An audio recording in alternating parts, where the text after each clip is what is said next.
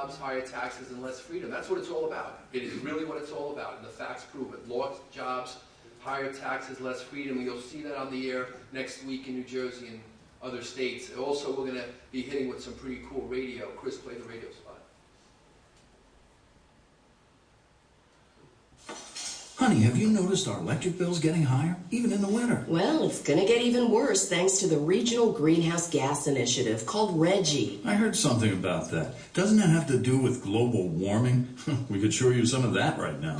That's just an excuse to create a money-making cap-and-trade scheme that'll drive up electric rates. RGGIe forces utilities in the 10 northeastern states, including New Jersey and New York, to buy carbon permits to generate electricity. And let me guess, the cost of those permits is passed on to the consumer.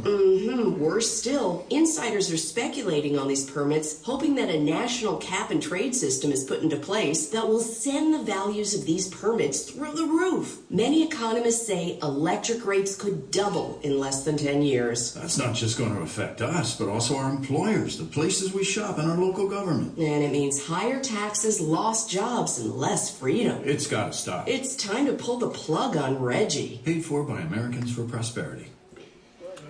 Folks, what the value of what we're doing is in this. If I had to come in now and build an organization to unseat this program before it becomes institutionalized from scratch, it would cost a fortune, enormous amounts of money. But because of our efforts at AFP over the last 5 years, and because of the Tea Party movement, we have the value of a terrific group of grassroots leaders across the state, all the states, who are willing to provide valuable resources to making this work. And we have donors and supporters willing to fund TV spots like that. I can run that TV spot, Fox News primetime, through the whole state for $1,600 a spot. That's really not a lot of money to cover the whole state of New Jersey.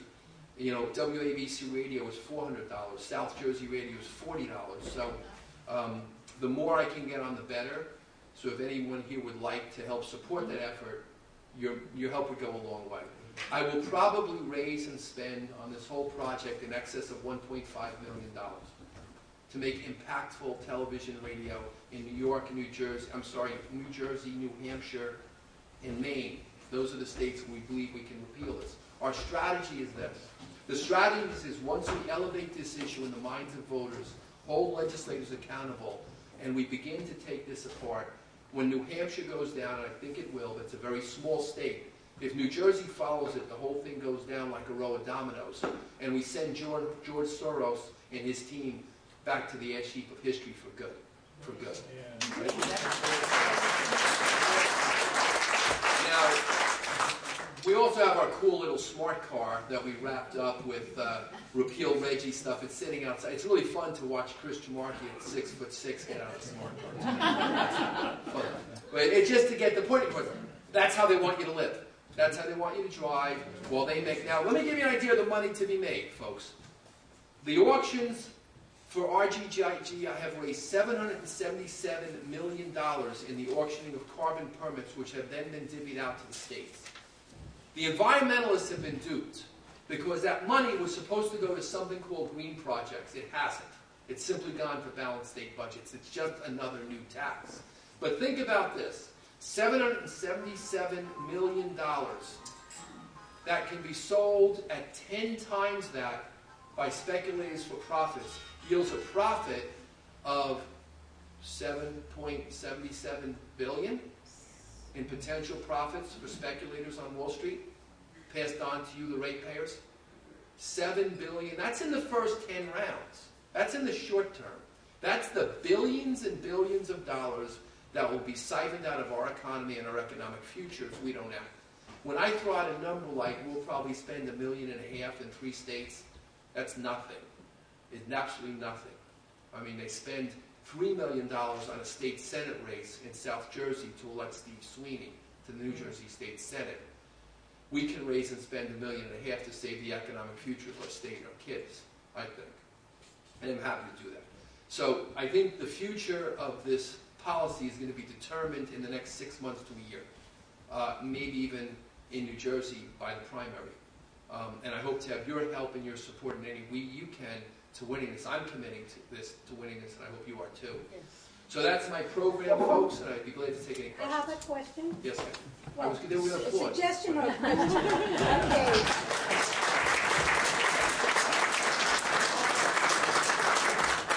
You know who I am, Steve, so. Yeah, I do. Okay. First of all, I'm very impressed with the approach you have, with the information that you put up there, and also with the ads that you have so far. I was thinking, and I brought back to my mind, you remember in the 70s when the campaign against Jimmy Carter, it was brought up that the thermostat had to be brought down to the 60s, otherwise you get a $1,000 fine, and people could not afford the heat, and even if they could afford it, there would be fine for using. If we can bring to the ordinary consumer the idea that in the situation the country is at this moment, we still have the unemployment that it has, between the jobs. During that time, Right. businesses, diners, businesses were closing because they could not afford to pay the electrical bills. If you can bring that, Well, Clara, that's the education portion that we talked about, the first phase, which is done through TV and radio and the mail, as well as events like this. it produced incredible results. Yeah, it does produce. Like I said, we know it's a long, hard road because it's very easy to get up and teach how climate change is going to melt icebergs or we're all going to drown, especially since they're teaching that in our grammar schools to our children. And the white bears are going to die too. Yeah, they all are. I mean, it's pure emotion-based politics, and the science behind it is flawed, terribly flawed. The best is, I think, last week when people were complaining to Al Gore about the winter, he's saying, well, that's a result of global warming. Right? He said that. So, Question over here. yes. Thank you, Steve. Edward Durfee. Just asking about, I remember you were speaking at the Mahwah Tea Party referring to, I believe it was Mary Christie being involved in the trading of these No, I didn't greenhouse say it. No, gas, or maybe it wasn't you No. that said that, but Somebody else did. I have some understanding that Mr. Christie, Governor Christie, was the first governor that funded this process, and then it turned out that his wife is somehow involved. No. This was passed under John Corzine in January of 2008.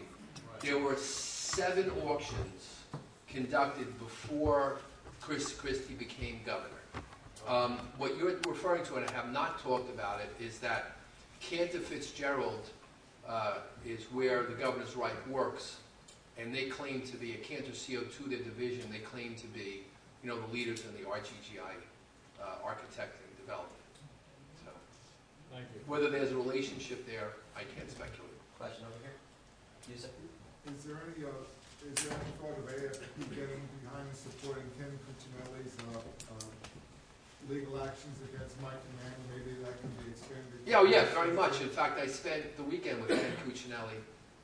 We were in Palm Springs together, and I speak to Ken regularly. So we already are supporting his efforts. How about going after him in Pennsylvania as well? What do you mean? Michael Mann is now at Penn State rather than he's going after him because he's in. Well, that's another entity is doing that. That's being worked on from another angle. Yeah. Back here, sir. Mr. Brown, I'm from Rockland, which means we have unique problems. We have no knowledge of any organized operation going on in New York State. I have Which to is tell a you. miasma of blueness, as it were. And I will tell you that we have 36 sponsors in New Jersey. We have the votes to repeal in New Hampshire. In New York State, we don't have a single sponsor on a repeal bill. Not one Republican has been willing. Is there a nascent organizational We framework? have an organization in New York that I mentor that has it's a volunteer chapter. And they have done outreach. I can talk to you about that after the show. We do want to get a bill introduced there. I'd like to mention New York's a couple tough. points, if I may. Oh, well, you want to point out that David Patterson was the state first. He took $100 million from the ReGGIe program to balance his budget, not one penny to the so-called green program. Nothing would surprise me. No. When I first learned about ReGGIe, I called it a 10-state economic suicide pact. And so that's what it is. Yeah, exactly. And the Well, again, you got to remember, if you go back, it was under the pretense that this would just go national. They all just assumed there was nothing in the way. And another point that is lost sight of, and Ronald Reagan used to bring this out, this isn't just an economic fight, because the question is moral. They are taxing us in a hidden way based on lies. And we have to remember that this is an immoral act. It is, and you know, you're right. And, you know, I want to, and you're right, and the reason I said earlier, from a policy perspective, this is the single worst policy. Let me explain why that is. It's extremely deceptive. The way they're creeping this out, where the utility are already buying, they had to buy a ton of carbon dioxide permit, which is 1 ton. Let me tell you how they come up with that number. They have a formula, like 1 gallon of diesel fuel produces 2.5 tons of carbon dioxide. 1 pound of a certain coal, there's different levels of, and that's how they formulate the output. So they determine how many carbon permits the utility has to buy by the amount of fuel they consume. And they're not measuring the output, they're measuring the fuel consumption. So the utility has to buy these permits now for every ton from the minute at $2 a ton. And so they're buying them, and you're getting them in your rate bill, and the speculators are buying them, and all of a sudden it's $2.50 a ton. And then the DEP reduces the supply being sold at auction. Now the price goes up. Now it's $3, $4, $5, $20, $100 a ton, which is predicted. That gets passed directly to the ratepayer, directly to you, in higher utility rates, which has an insidious effect because it's your town's utility rates, it's your employer's utility rates, it's the stores you shop in utility rates, it's your utility rates. On the other end of the spectrum, the states are getting what they're auctioned for, $2, and then you, the taxpayer, allegedly benefit from that revenue to balance the budget or whatever, or green project. However, when the speculator sells these as a profit, all that profit goes into the pocket of the speculator, not the taxpayer, the speculator. You just pay it.